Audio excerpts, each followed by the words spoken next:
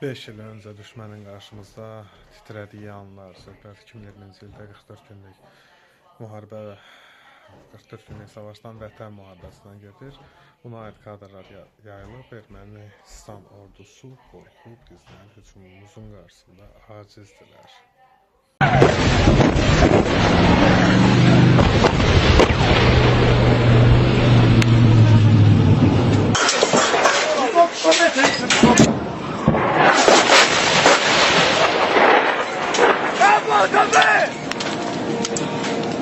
Bravo, Perret! Bravo!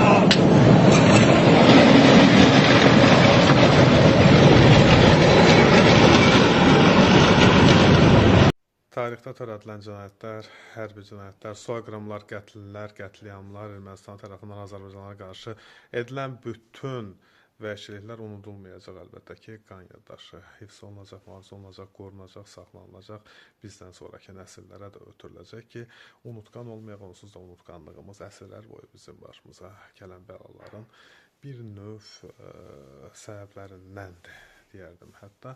Amma Ermənistan Azərbaycan arasında iki dövlət kimi bu iki dövlət səviyyəsində düşmənçilik aradan qalxacaq.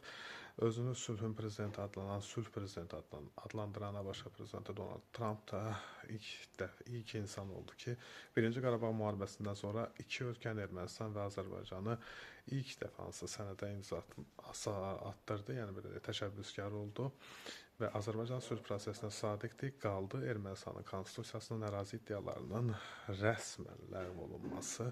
Bu səvkidə də işlər gedir. Elə Ermənistan parlamentinin spikeri Alen Simonyan müxalif bu Sarkisyan, Koçaryan, Petrosyan törəmələrinə deyir ki, yəni divara dırmaşsaz da bu konstitusiya dəyişdirilməlidir. Çünki heç bir müasir suveren ölkənin Respublikanın konstitusiyasında hansıdır qonşu dövlətlərə qarşı ərazi iddiaları ola bilməz.